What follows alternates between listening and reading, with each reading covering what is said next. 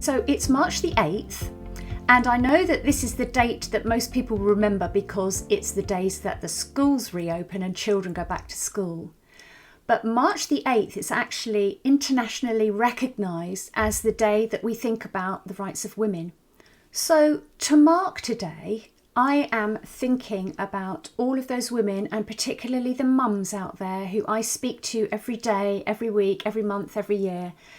Think about the amazing jobs that women all around the world are doing. And in celebration of those mums, wanted to just make a little video about International Women's Day. So I collaborate closely with the fantastic Jemal and I from Dream the Change, which is a social enterprise supporting families who have children with additional needs, where the families have a Black, Asian, minority ethnic background. Jemal is hugely knowledgeable. She has a master's degree in children and women's rights. So I asked her to join me for a conversation to share her knowledge about women's rights, and particularly about the issues that BME women are facing even today. Have a look, and I hope you learn something new from this. Thanks so much for agreeing to speak to me. Obviously, we're wanting to think a bit about International Women's Day. And I know that you have a huge amount of knowledge and expertise in the area of women's rights because of your previous study. So tell me a little bit of an introduction background about women's rights. So we are all entitled to human rights, and women's rights are human rights. And these include the right to live free from discrimination and any forms of violence. And it also includes the right to have access to education and the right to adequate health care and higher standards of physical and mental health. And also it's the right to vote, to own property, and the right for an equal wage. And across the globe, there are many girls and women who still face discrimination, and it is mainly on the basis of sex and gender. And gender inequalities cause many problems which disproportionately affect women and girls, like inadequate healthcare, lack of access to education, for example, lower pay, sexual violence, and etc. And I would like to also mention about the Convention on the Elimination of All Forms of Discrimination against Women. And this is an international treaty which was adopted in 1979, addressing gender-based rights and providing specific protections for these rights. Over 180 countries ratified this convention, and this convention defines what obligations states have to protect these rights. And I would like to also mention about how it started in the early 19th century. In 19th century, early 20th century, people started stirring up the movement for women to have right to vote. And in 1893, New Zealand became the first country to allow women to vote on a national level. And this movement spread across the globe. Yes, I was just going to say that movement of suffrage spread across the world, didn't it? And of course, that's something that we celebrate very much here in the UK. The active suffrage movement of the suffragettes in the early 20th century. For women campaigning for the right to take part, to vote in political elections. But I also heard that there's something called passive suffrage, which is the right to stand for election as well. Yes, even though this has been successful, there are still places in the world where women are not given this right. For example, in Syria, women are cut off from political engagement. And also, to better understand women's rights, it's helpful to learn about feminism. Feminism is the belief that women have political, social, and economic equality, and it is committed to ensure that women can have access to all the rights on the equal basis with men. That's a really interesting background. Some of that I didn't know at all. I didn't know about the Convention on the Elimination of All Forms of Discrimination Against Women, and that 180 states have signed up to that. That's amazing. Obviously, the suffragette movement we probably have all heard about. But in the beginning, you also mentioned some of the examples of women's rights. Maybe you could expand a little bit on some of the examples that you mentioned in the beginning. I would like to mention about sexual and reproductive health. Every woman and girl has sexual and reproductive rights, and they should have access to adequate health care and learn about services available with regards to contraception and other services concerning their body. And also women can have right to decide when and who to marry, and also how many children they can have, when and with who. And women should live free from violence in these regards, because throughout the world, women and girls face violations of sexual and reproductive health, like forced abortion, forced marriage, forced sterilization, or female genital mutilation, and other violations of their sexual and reproductive health. Yeah, those are horrific things to hear about. They're horrific to hear about, full stop, but to think that they are still going on today is all the more sobering for all of us, isn't it? Absolutely. One of the other rights that you've mentioned is about the freedom of movement as well, Jemal. What can you tell us about that? Freedom of movement is a right to move freely as we please, not only within our countries, but across borders to visit others in other countries and etc. But many women, again, abroad, in various countries in the world, they don't have access to get their own passports. And also in some countries, women have to seek permission from a male guardian to travel somewhere. So yeah, it's another right which should be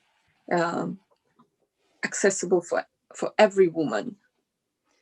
Yeah, absolutely. So there's some good examples that you've given there about some of the women's rights that we're thinking about on International Women's Day. Maybe you can tell us a little bit more, Jemal, about how are women's rights being violated? Yes, so there are gender-based violations.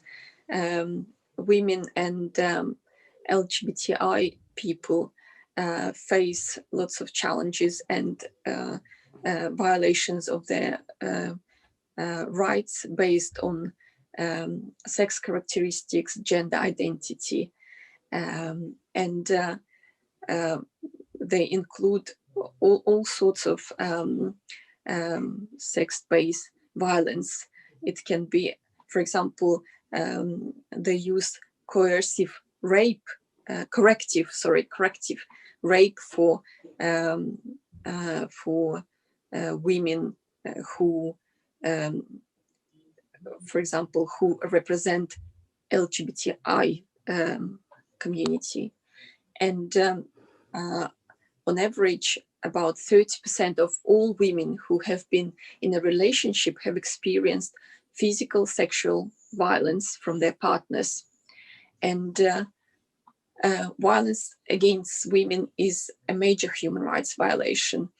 And it is responsibility of a state to protect women from gender-based violence, even domestic abuse, including domestic abuse. And sexual violence and harassment.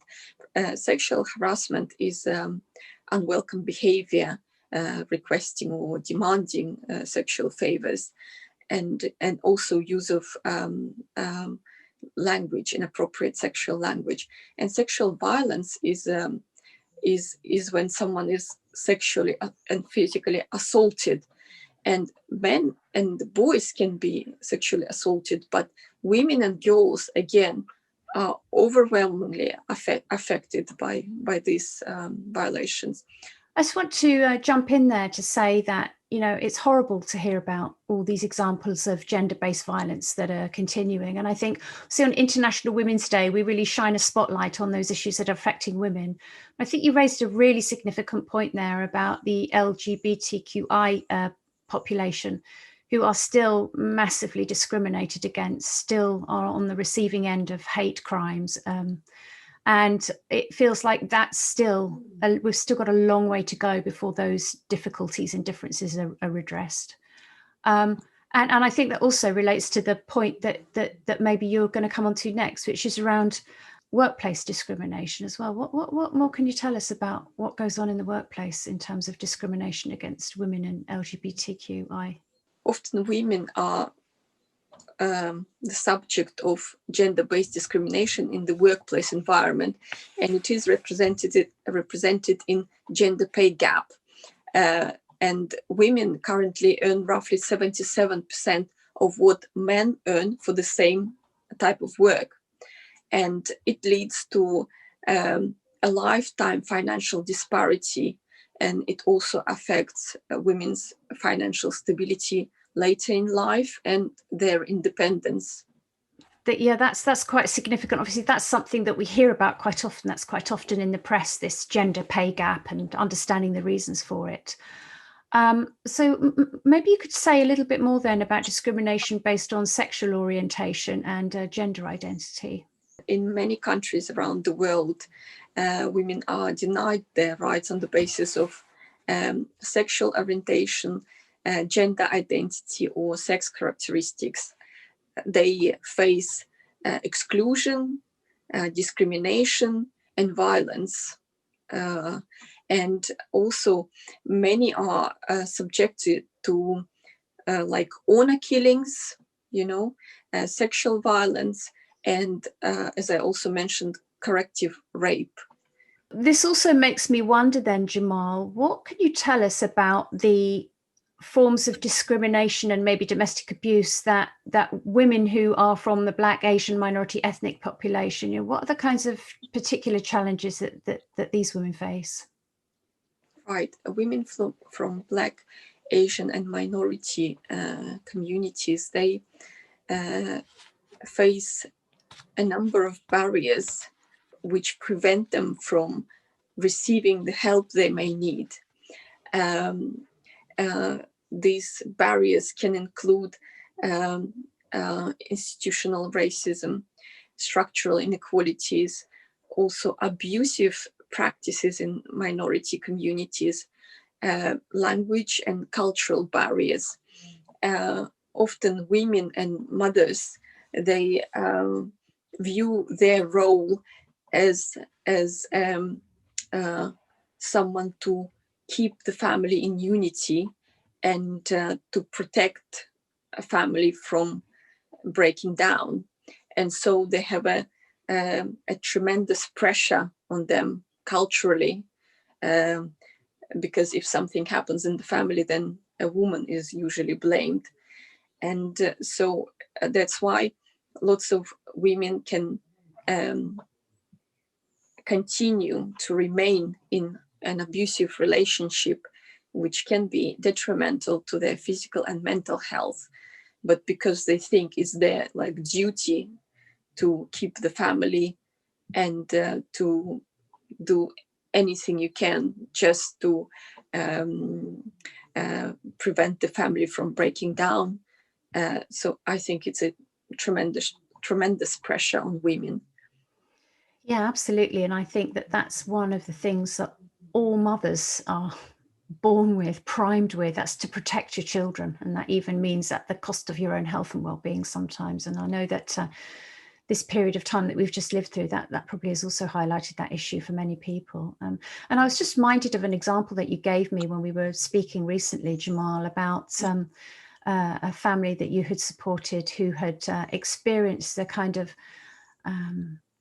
I don't know, some kind of systemic racism that had led to them being left in a domestic abuse shelter for longer than the other white mothers. It was one parent who shared her experience, what happened to her as she fled the domestic abuse environment with her son, who has complex needs. He's autistic, and they were moved in a domestic abuse shelter. And she mentioned that there were lots of other women, and even though she had her son with her in that place, and the place was not adequate for their needs, she was kept there, and she stayed the last one to leave that shelter, while all other victims of domestic abuse were allocated different places and they moved out. So, and also she mentioned that the staff who dealt with her from government structures, they were very rude with her. There was an issue of mistrust because they didn't believe her. They were blaming her for everything what happened to her. So she was treated really bad, and she believed that it was due to her minority background. It's absolutely heartbreaking to hear a story like that, and I think that there's an awful lot of that kind of probably what you'd call in-group bias that leads to structural racism in many parts of our system, that people who don't have a BME background can't possibly really understand that because they've never experienced it. But I think it's great that you've been able to really shine a spotlight on some of the issues facing BME women today. And also for people to know that there's sources of support and information. You obviously have an enormous amount of knowledge and expertise in this area, Jemal. So people can get in touch with you, can't they, if they need more information or support? What's the best way to get in touch with you?